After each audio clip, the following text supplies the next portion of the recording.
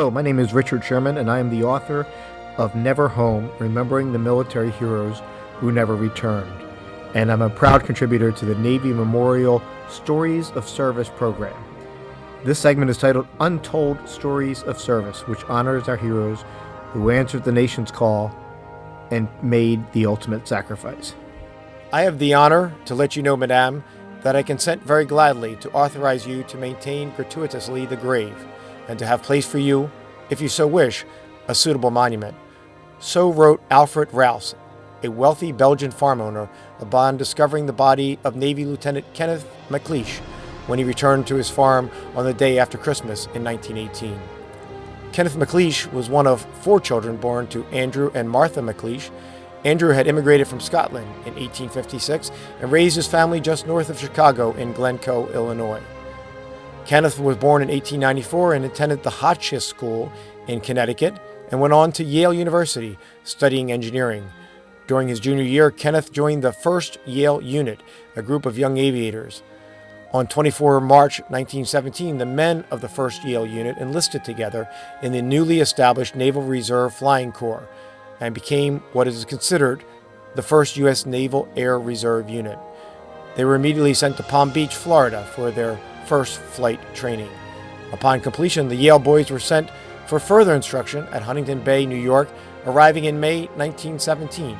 Here, Kenneth enjoyed sailing and playing baseball games in his leisure time, and he reconnected with Priscilla Murdoch, a hometown friend who was studying for her commercial radio license and spent time at her family's summer home nearby. Over that time, their friendship evolved into something much more. Ken and his mates earned their wings and were commissioned Navy officers on July 28, 1917. MacLeish was sent overseas to Paris in October 1917. Before leaving, he spent 2 days visiting his mother and sister, and he secretly proposed to Priscilla before departing for war-torn Europe. Of note, Ken's 2 older brothers, Archibald, who would go on to win 3 Pulitzer Prizes, and Norman, were also serving with the U.S. Army during World War I. Ken was sent back and forth between France and England in the ensuing months, including stints in Scotland, southern England, Bordeaux, and Dunkirk. In a letter home, he noted the dangers of early military aviation, reporting that his aviation class in Scotland suffered 23 crashes in just 4 days. While there, he had the opportunity to visit his Scottish cousins for 2 days in March 1918. Ken was promoted to lieutenant junior grade on March 23, 1918, and sent to Dunkirk just as the Germans started their spring offensive named Kaiserschlacht in the region. Until the end of April, the airfield was under regular attacks. Non-flying time was spent mostly in underground bunkers, but during quiet periods, the American troops played pickup baseball games. Ken enjoyed flying for the Royal Air Force Squadron 218 and conducted raids on the heavily defended Zeebrugge subbase and port in Bruges, Belgium. Around this time, Ken found a furry companion. He wrote in a letter home, "There's the cutest little puppy named George here that you ever saw. He refuses to let me write. First, he walks all over the letter, and then he attacks the pen with a growl." MacLeish had also the opportunity to dine with famed war ace Eddie Rickenbacker while in Dunkirk. He was promoted to lieutenant in mid-August, and on October 14, 1918, MacLeish was back in the sky, conducting patrols with Royal Air Force Squadron 213.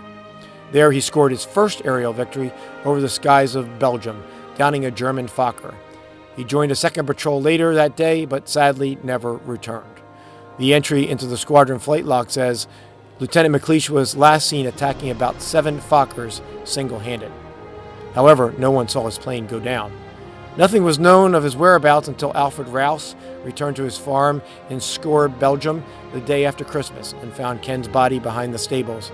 The bullet-ridden airplane was found about 200 yards away, but Ken had no bullet wounds. His commanding officer reported that MacLeish's body was likely thrown from the open cockpit of the Sopwith Camel aircraft that he was flying. His commanding officer said of MacLeish, "He was, without exception, the most popular man in our force, and his loss was deeply felt by us all." Ken would be awarded posthumously the newly created Navy Cross in 1919. The MacLeish family intended to bring Ken's body home, but a visit by his brother Norman on Memorial Day 1919 changed their minds. Norman said, 4 days in that gallant, lovable country was enough to convince me. I can't think of a better place for Kenny.